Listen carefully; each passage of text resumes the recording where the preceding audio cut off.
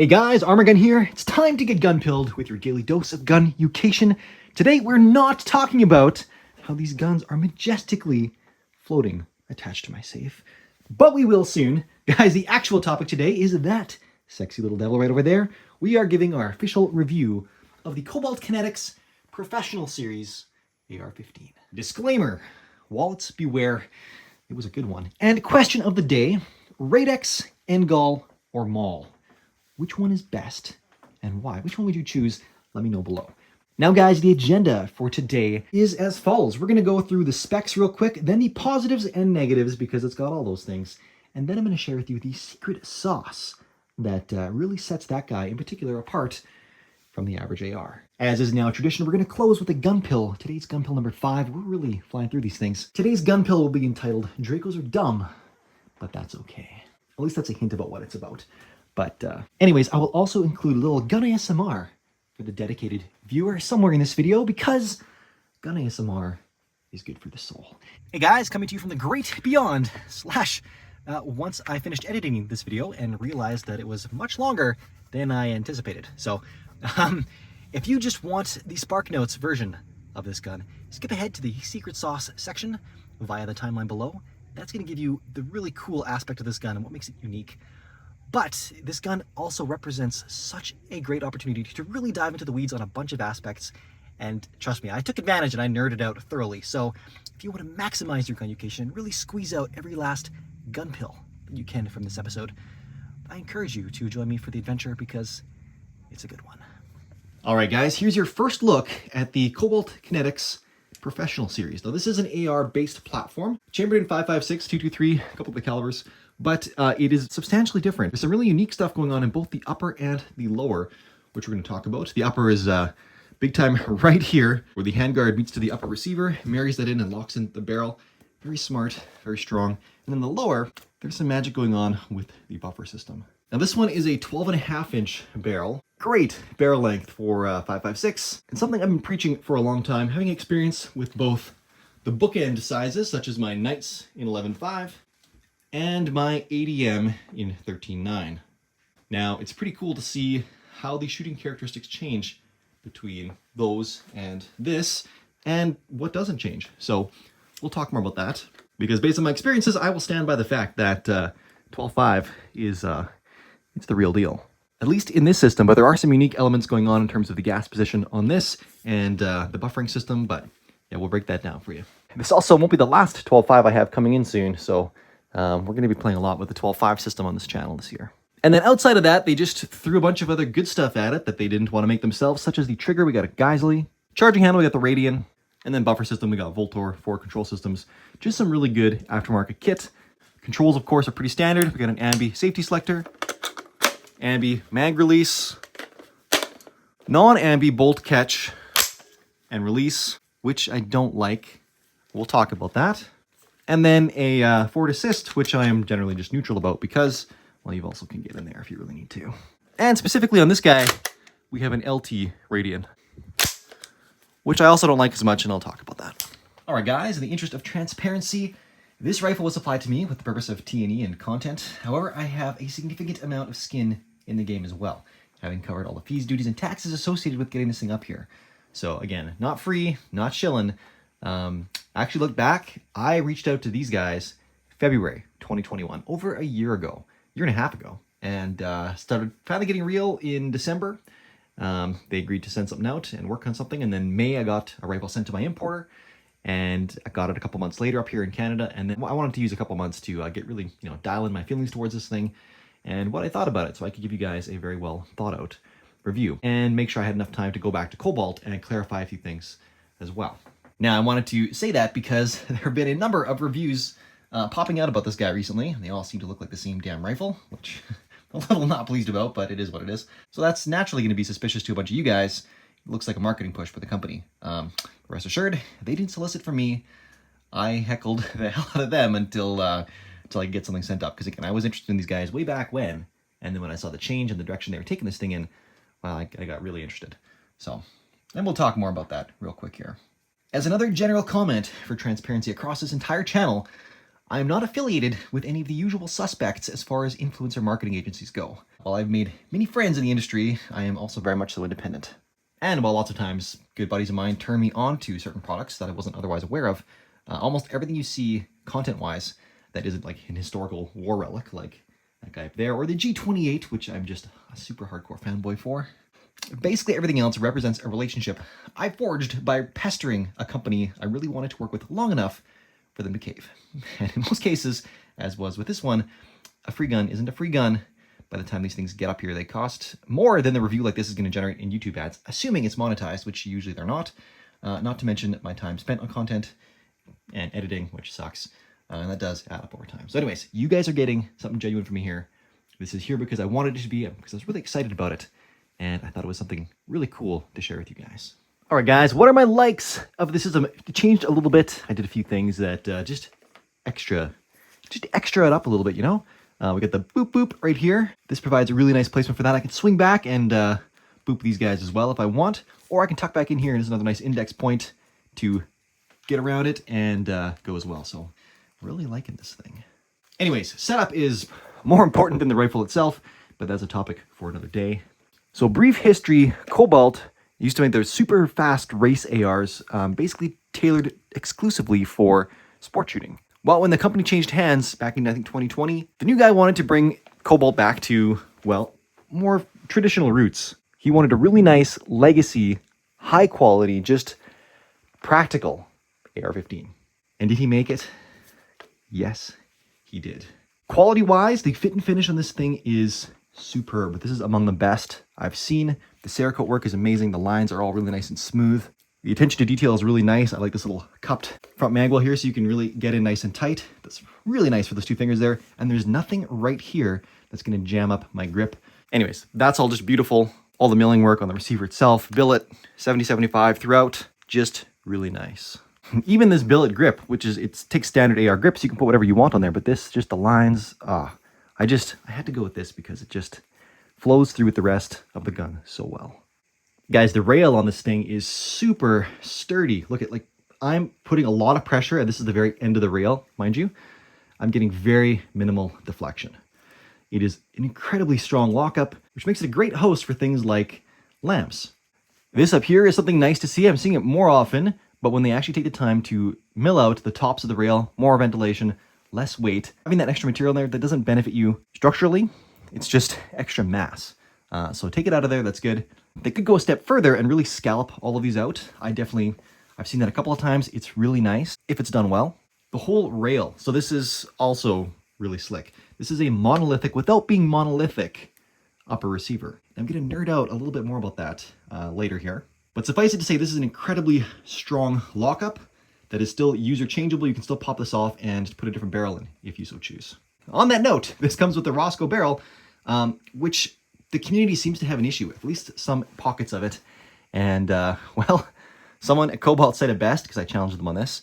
A lot of resistance to certain parts and against certain companies tends to just be chatting on forums, and it comes from hearsay rather than actual experience. As far as I'm concerned, Roscoe was a good choice. It's a nice 1-in-7, 4150 chromoly barrel, so if I was going to swap this out, it would probably be for the barrel they did with Sage Dynamics. I like the tapered contour in that one a little bit better than the more government profile-ish thing this one has. So, but this does have a very nice patrol length, is what they call it, gas length. Not quite mid-length. You have to do some interesting magic to make a mid-length system work in a 12.5, but it is considerably longer than a carbine. And the benefit there is you're going to have lower chamber pressure upon extraction, which is good. It's going to be a smoother recoiling impulse gun, and overall just a very smoother shooting gun. And that's what I have to say as well I liked about this thing is the shooting impulse is beautiful. Now, there are a number of different ways of tuning a gun, but with an AR-15, the gas system and the recoil system, the buffer system, that's where a lot of the magic happens, and that's where this gun clearly got it right. As mentioned earlier, where my Knights 11.5, it's an inch different, that thing is pretty punchy. That thing has a pretty pronounced recoil impulse. And the ADM, just down there, that thing shoots really nice. ADM does a really nice job with their rifles as well. This, honestly, was nicer. This was the winner of the bunch. It's just so incredibly smooth. Now, this does have a brake on it. Now, they offer different muzzle devices. This one isn't crazy, so I wasn't going to, peg it too much for having too much assistance with the brake. This isn't, you know, super aggressive baffle cuts, anything like that. But I do like how they're integrating a flash hider in there because that's just smart. But overall, yes, just the shooting impressions of this thing. You gotta shoot it to believe it. And it's pretty incredible. Taking us to the back half of that system, they have a full Voltor A5, but they did some extra stuff as well.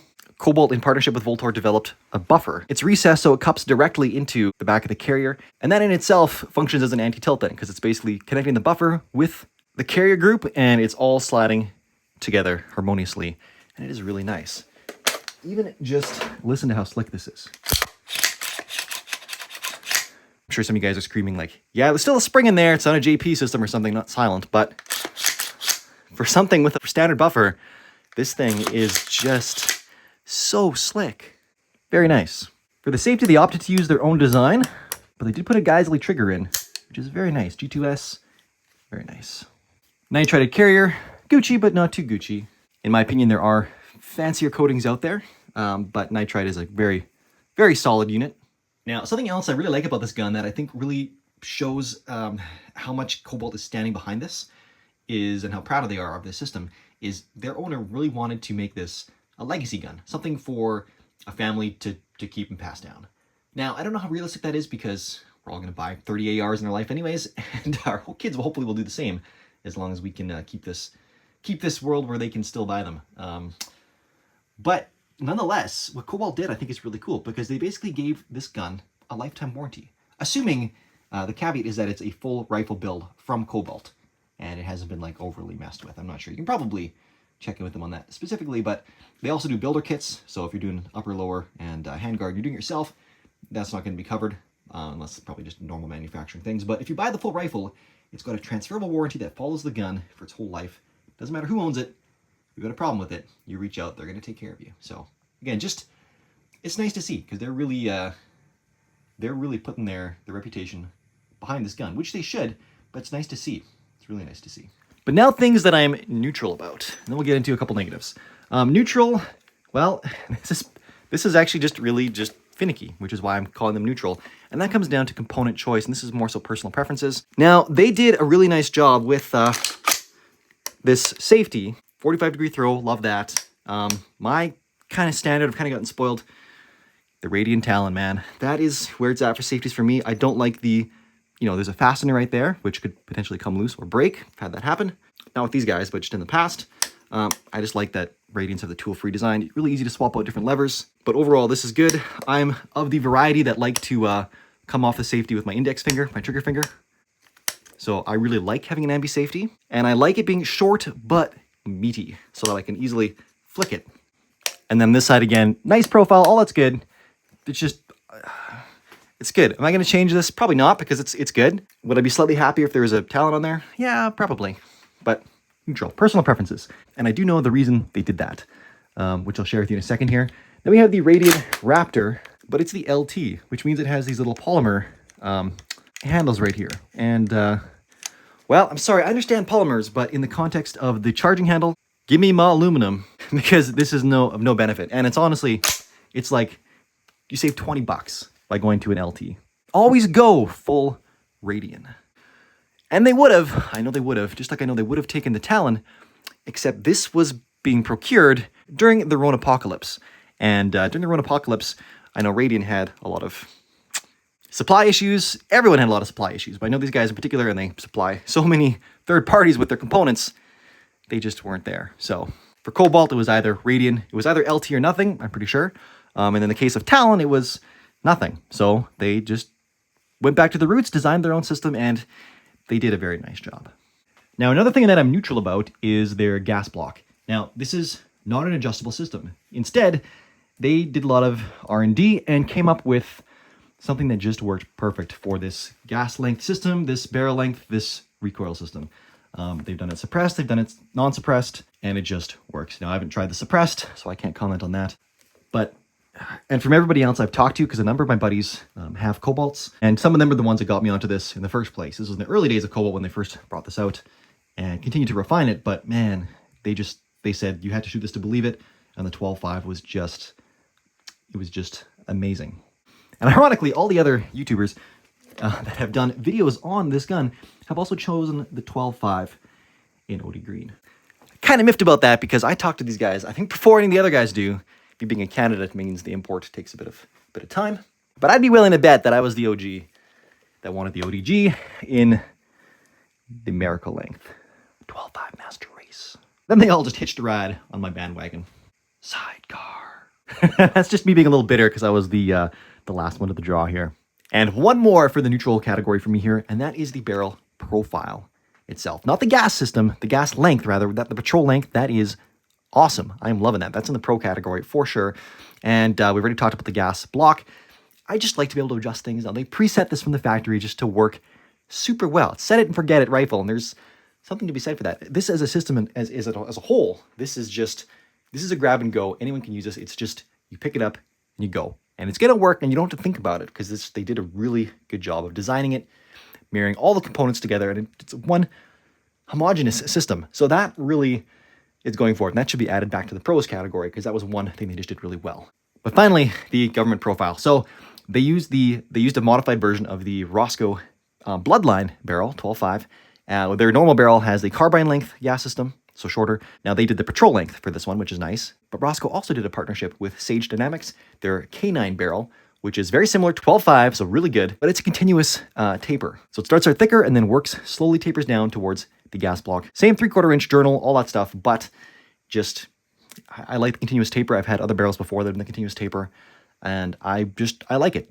But the downside is you tack on an extra 5 ounces to get the K9 over the Bloodline, which is in here. So anyways, otherwise the barrels are the same, just it's the profile. So I can see why they probably just went with the lighter barrel for that purpose. But to me, that's why that's in the neutral category. But if I was going to swap the barrel, that's probably one I would swap it with.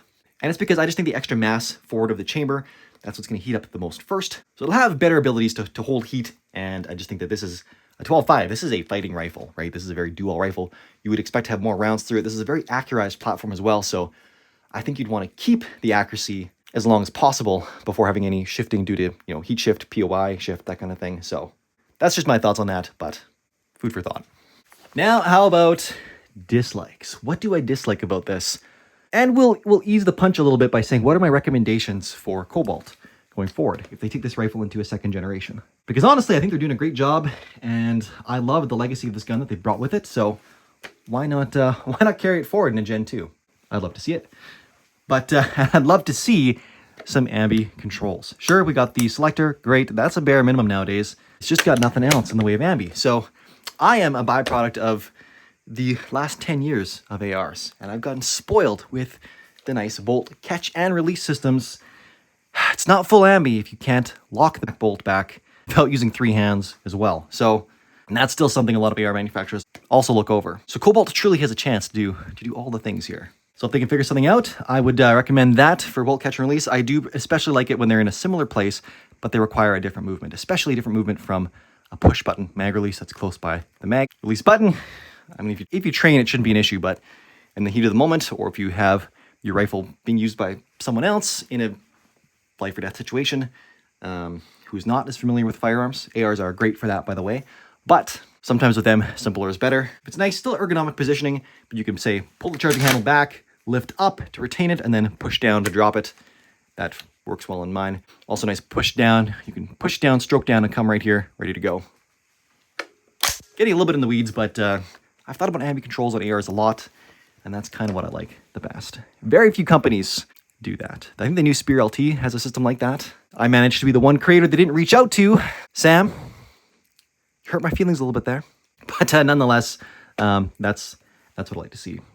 Cobalt also has the unique, they own the patents of the bolt release using the forward assist, which would actually, in my opinion, give the forward assist a true purpose.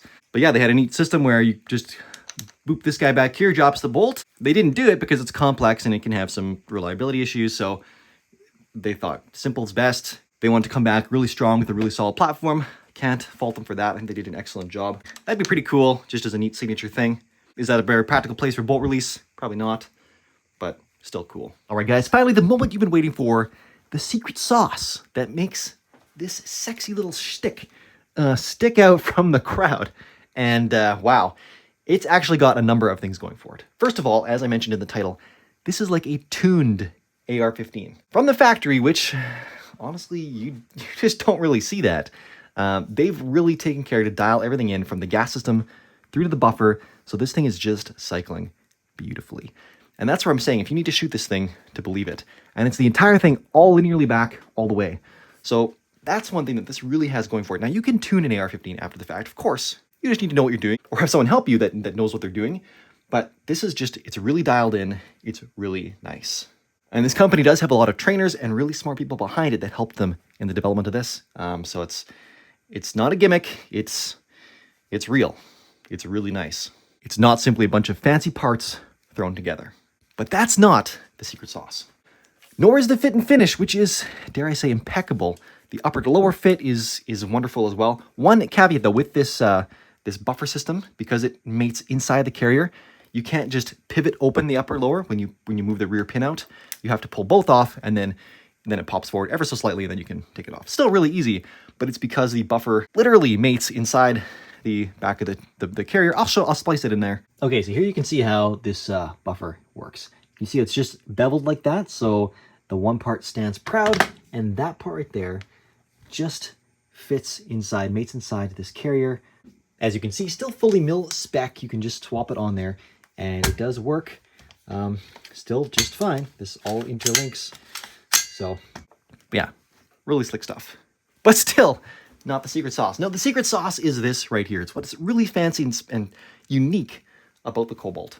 And it is something I like to nerd out about quite a bit. It is this union right here. The upper, the handguard, and the barrel. This is a typical upper receiver, and that is your total thread engagement for the barrel nut to, clamp on the barrel extension. You've got a good ½ inch there, okay? ½ of an inch. This here, you have like 2 inches. And it's really cool the way it does it. I probably won't bother. You can look up videos of it, like where they're showing how it threads in some of their SHOT Show content, things like that from their booth. But it is really good, really good. And that allows them to also do a precision milled surface inside of here. So you don't have to worry about any lapping and anything like that. It's just they can control the entire space where the barrel extension goes in, and it mates and it indexes. And while it doesn't make the barrel any more accurate, it definitely makes the connection. It leaves the least room for error that I've heard of a company doing. It's just really cool. Then there's a true anti-rotational aspect, as when the handguard mates with the barrel nut, if there's a spline mechanism in there, and it just locks it in to the point where you can literally have this fitment perfect. You can see that line there, but it's barely, and it is rock solid. So you can actually bridge optics over here without fear of wandering zero, things like that. And again, the further out, you're going to have more movement, obviously. But then even they went a step further, and the way these 8 bolts lock the handguard on, not only do they clamp it in to suck it tight, they suck it back as well. Just really locking this all together. Basically, this becomes like a monolithic upper without the major drawback that a monolithic upper has, and that is that to get the barrels out is a major pain in the butt. You usually need a special tool to get all the way back in there and loosen off the barrel nut. And then again, the way it all mates up here, there's nothing in the way of your grip, which I like to grip in here, so that extra means something to me. Overall, just super unique, very, very well thought out, and I want to see more. I want to see more from these guys. They do offer builder sets, and I think I definitely want to do one, provided they do the ambi thing in the future. So I'd love to do a shorty, because there are reasons to do shorty. They also make a really nice looking SPR. But anyways, I digress. Let's wrap this guy up. Now, guys, in summary, I think this is something you just can't go wrong with. Would I spend my own money on this? Well, as I mentioned earlier, it wasn't free. These things still I have skin in the game when these things come to me to a substantial degree. So I believed in this thing. I was very interested in it, and I have to say it met all the expectations and then some. Now, would I like it if it was ambi? Sure, but you can train around that, and again, it's just such a solid piece. Given their warranty, which is really unique, you can't go wrong with this. This is beautiful. If this is going to be your training rig, which another buddy of mine, it is, he takes this to all his classes, all that kind of thing, it's just going to be a very durable, and the barrel length, it's so good. So for me, it gets a full wallet disclaimer, and we'll leave it at that. All right, guys, you know it, you love it, I'm all about it. Let's do a little bit of gun ASMR featuring the Cobalt.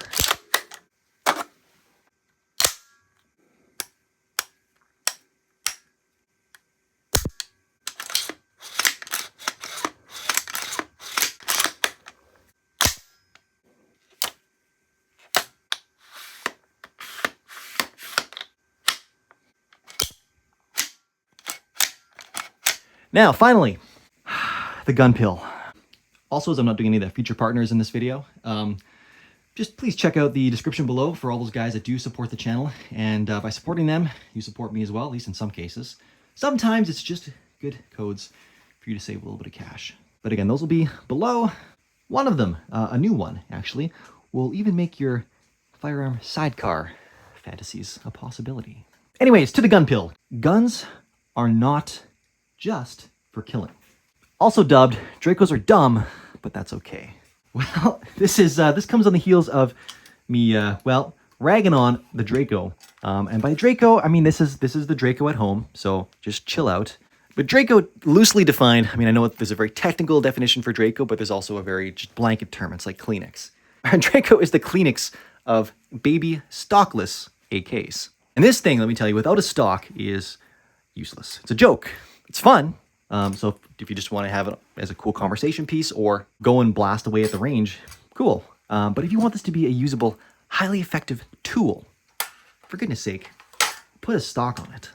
Anyways, guns, at least when they were made, when they were initially made, and some people still argue today that we shouldn't be running away from the definition that guns are just killing machines, because that's what they originally were designed for. They originally were designed as a weapon of war to gain the upper hand, to fight. Fair enough, largely.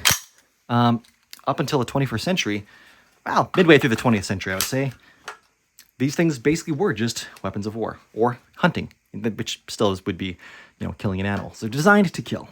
Well, that's really started to change. And I can use the Draco as, well, it's kind of a misguided example because while they were clearly, they came on the market as just being a pistol. This is back before even braces were a thing.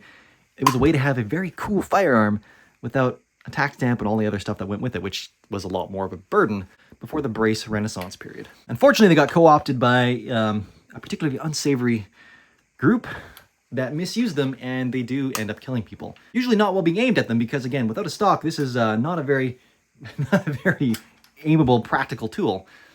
But nonetheless, people are caught in the crossfire. But this is quickly becoming a tangent, and it's been thoroughly discussed in the comment sections on a couple recent shorts. And before I wrap up the thought, quick reminder, the question of the day: what is the ultimate lamb? Don't forget to get down there. I want a discussion going on in the comments about lambs. So let's talk about it. Here, guys, what I'm trying to say is guns have transcended the need to just be something to kill. They've become part of people's lives, people's cultures, people's recreation and sporting activities. And honestly, that's really cool. So just, you don't need that negativity in your life or in your comment section, my comment section, telling you that these things are just killing machines and you don't need them. I like my hunting rifle, but I would never need something that has that much firepower, nor would I want it. That's actually a comment I got recently. And I just think to myself, like, that's kind of sad. End of the day, not understanding something leads to fearing that thing. And fearing things such as guns leads to silly gun laws being made by a lot of people that just don't understand guns. So my shtick is to be here to provide some of that knowledge, to dispel some of that fear, and to get people more comfortable with guns. Truly to normalize the civilian ownership of firearms. And that's done by getting into the culture and making more people see that this can be a part of their lives, whether or not they're just looking for a tool to defend themselves. Because I don't need 100 tools to defend myself with, right? I can only hold one at a time. Maybe two if I want to, dual wield, but that's pretty stupid. It could be a different gun pill. Dual wielding is stupid. But yeah, so obviously I own these things for other reasons. And I'm sure many of you with more than a few pew are the same. With that, we'll sign off. Arm&Gun out. And as per personal request, to boop the snoot on the floof. There you go, Stefan. Argo, and boop your snoot too. Boop. Love, it's time to go. Come. You know what's gonna work? You know what's gonna work on these guys to get them out of my way so I can walk up? Wanna go outside? Wanna go outside? Let's go. Let's go. Yeah. Let's go. Let's go. Let's go. Works every time. Boom diggity.